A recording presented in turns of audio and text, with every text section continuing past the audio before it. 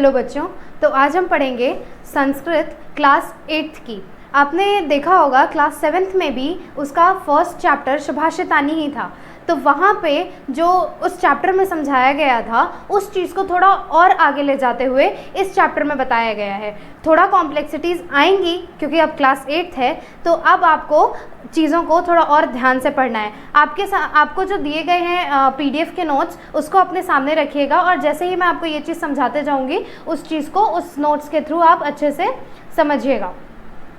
ठीक है, तो टॉपिक जैसा कि आपको अब याद हो जाना चाहिए था, तो सुभाषितानी का अर्थ होता है सु मतलब मधुर या सुंदर, और भाषितानी का मतलब होता है वचन।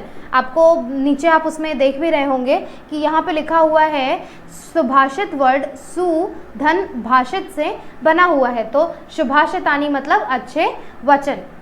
अब हम इसकी पहली पंक्ति को देखते हैं।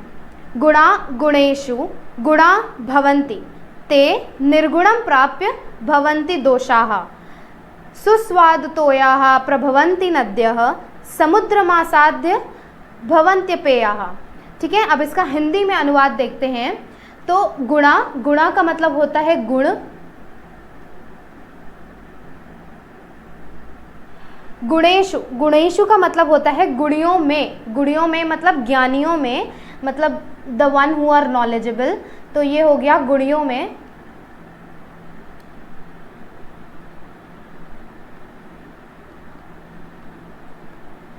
गुणा भवन्ति, गुणा मतलब गुण, भवन्ति मतलब होते हैं। ठीक है, तो फर्स्ट लाइन का मतलब कुछ ऐसा हुआ कि गुण, गुणियों में ही गुण होते हैं। मतलब कि अगर जो अच्छे आपके कर्म हैं वो चीज़ अगर एक नॉलेजेबल पर्सन में होगी तो तभी उसको गुण बोलते हैं।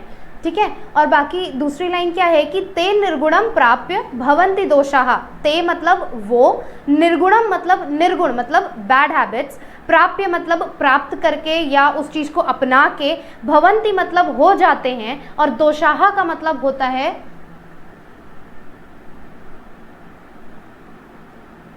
दोष। दोष मतलब कि एक कर्स टाइप का।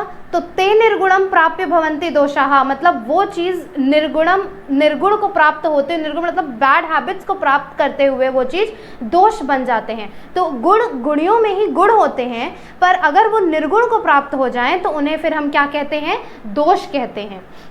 जैसे कि अब ये आपको जो ऊपर दिया गया था ना, अभी ये आपको एक मतलब जर्नल तरीके से ये चीज़ समझाई गई थी। नीचे जो दो लाइन है वो दोनों लाइन में एक एग्जाम्पल बताया गया है। जैसे कि सुस्वादुतोयाः, सुस्वादुतोयाः का मतलब होता है सुस्वाद धन तोयाः।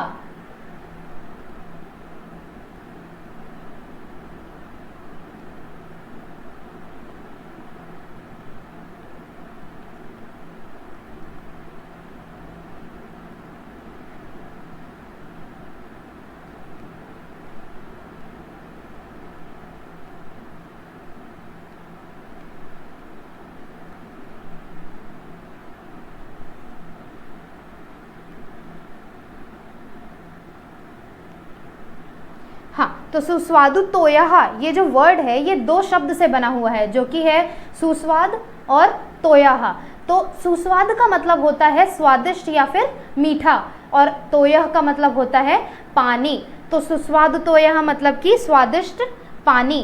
प्रभवन्ति, प्रभवन्ति का मतलब होता है कि, प्रभवन्ति का मतलब होता है बहता है। नद्यः मतलब नदी, रिवर, तो नद्यः का मतलब हो गया रिवर। प्रभवन्ति मतलब बहता है, सुस्वादुतोयाः मतलब मीठा पानी। तो मीठा पानी जो है वो नदियों में बहता है। समुद्रमासाद्य भवन्त्यपेयाः। अभी ये जो दोनों शब्द हैं, ये दोनों ही शब्द जो हैं वो दो शब्दों से जुड़े हुए हैं, तो इसको अपन वर्ण विच्छेद करके समझते हैं। सब हो जाएगा। हाँ,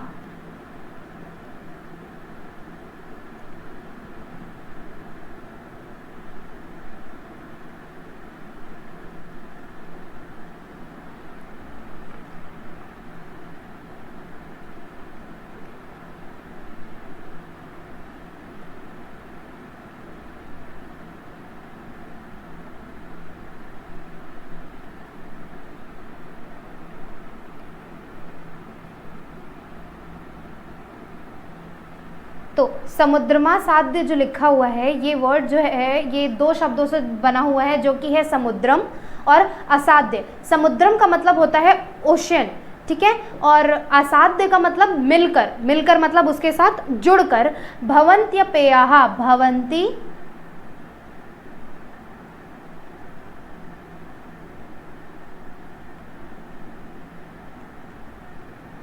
धन अपेयाः, अपेयाः का मतलब होता है कि न पीने योग्य।